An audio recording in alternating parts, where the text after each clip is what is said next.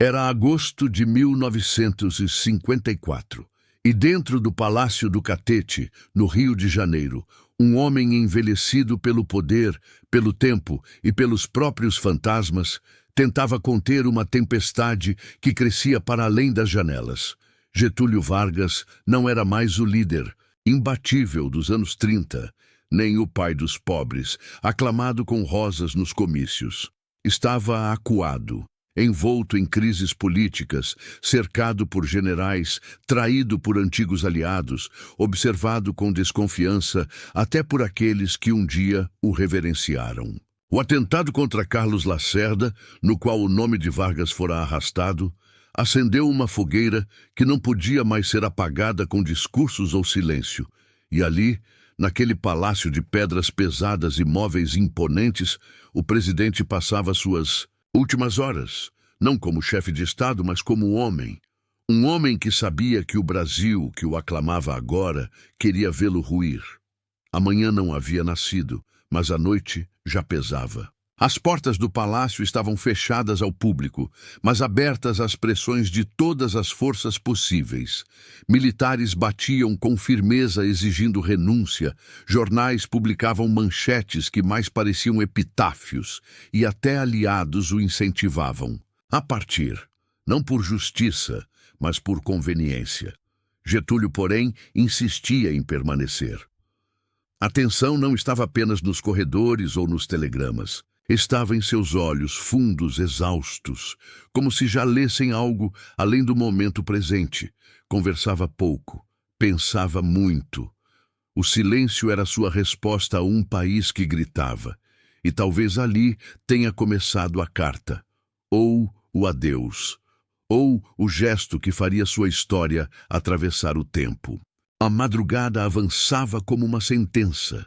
Nos bastidores da capital federal, Brasília ainda era apenas um projeto, e o coração do poder pulsava entre as colunas do catete. Mas agora, esse coração batia fraco, acuado por telefonemas urgentes, reuniões tensas e uma atmosfera de fim.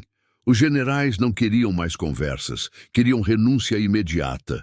Dentro do gabinete, Getúlio Vargas lia memorandos com mãos trêmulas, ou talvez firmes demais para quem já decidira. Lacerda, o jornalista ferido, não era apenas uma vítima, era símbolo de um grupo que via Vargas como um obstáculo a ser removido. A cada novo boletim da aeronáutica ou do exército, a corda se apertava. O povo nas ruas estava dividido. Mas o poder real, naquele momento, já não era mais popular. Era militar. Era o som do couro de botas em mármore. Getúlio sabia que o dia 24 de agosto não seria apenas mais um.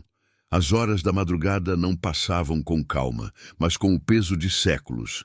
Seus aliados mais próximos estavam exaustos. Alguns sugeriam saída estratégica, outros imploravam por resistência. Ele ouvia, mas pouco respondia. Havia em sua expressão algo de definitivo, um silêncio que parecia carregar as palavras não ditas de uma vida inteira. Em sua mente, a Ilacias, ideia da morte não vinha como fuga, mas como afirmação. Uma última carta, um último gesto, um último ato político de quem, por décadas, definira os rumos do Brasil. Na solidão do poder, Getúlio começava a entender que não deixaria o catete pela porta da frente, e talvez jamais deixaria de fato. O sol ainda não havia nascido, mas Getúlio já estava desperto, não por insônia, mas porque dormir seria um luxo diante do que vinha planejando. No gabinete, os papéis estavam organizados com precisão inquietante. A caligrafia era firme. As palavras escolhidas com cuidado. Saio da vida para entrar na história. Não era um desabafo, era um posicionamento.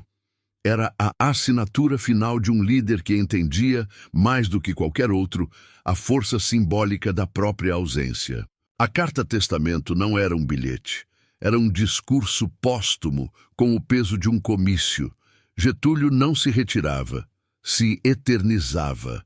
Seus assessores passaram pela porta, seus ministros discutiram saídas de crise, mas ele não quis mais reuniões. Pediu tempo, pediu silêncio e ficou só. Naquele instante, a cidade ainda dormia, mas o Brasil já mudava.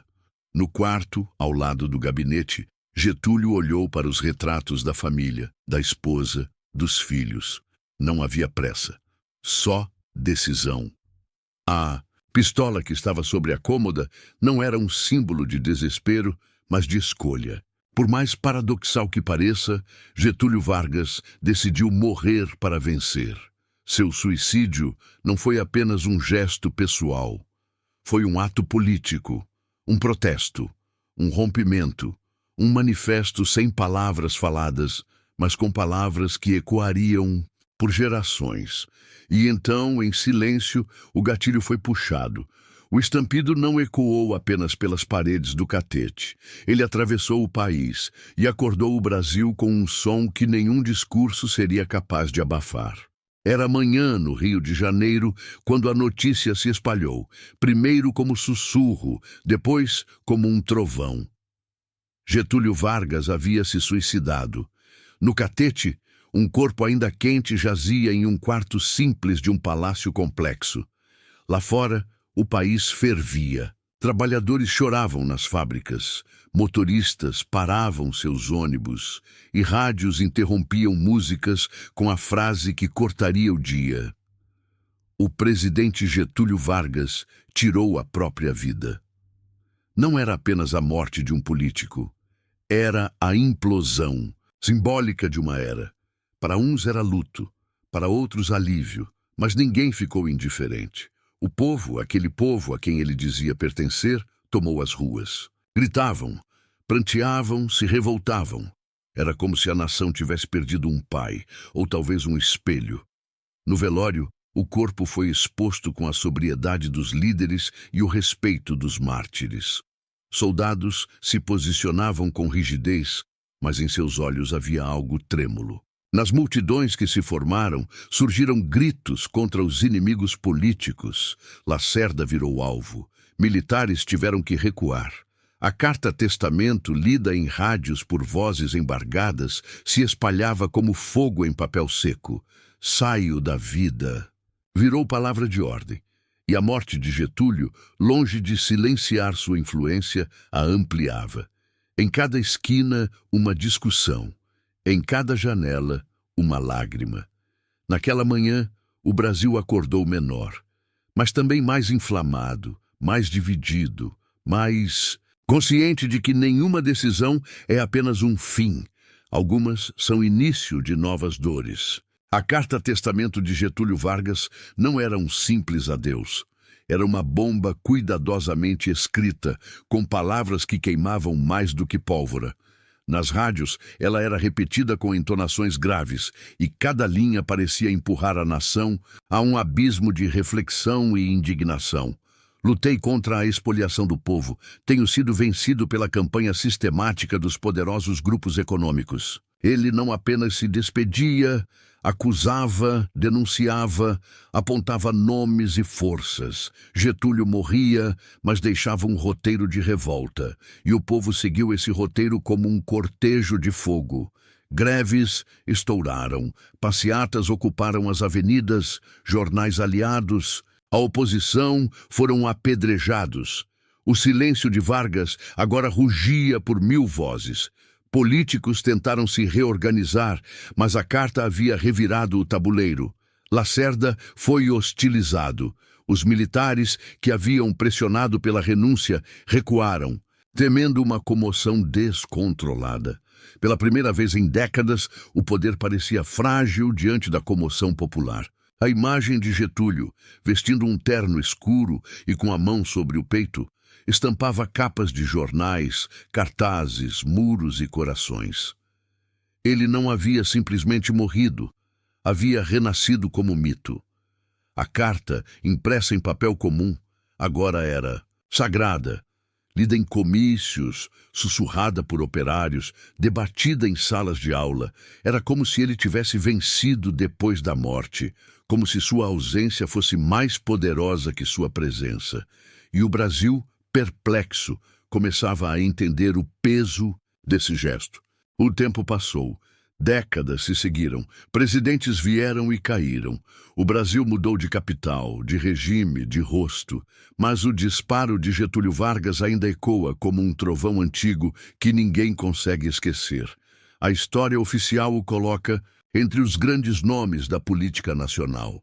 Seus feitos são debatidos: a consolidação das leis do trabalho, a criação da Petrobras, o fortalecimento do Estado. Mas sua morte é o que mais permanece, porque não foi apenas o fim de um homem, foi o começo de uma pergunta que nunca foi plenamente respondida. Até onde vai um líder pelo povo? E o que acontece quando o povo perde a confiança nos próprios líderes? Getúlio Vargas virou estátua, virou nome de avenida, virou verbete escolar. Mas mais que isso, virou memória viva, uma lembrança incômoda, uma cicatriz que ensina. Seu suicídio não nos diz apenas sobre ele, diz sobre nós, sobre como tratamos a política como espetáculo, sobre como elevamos e destruímos mitos com a mesma facilidade, e sobre como o silêncio pode, às vezes, falar mais alto que qualquer palanque. A cada eleição, seu nome volta.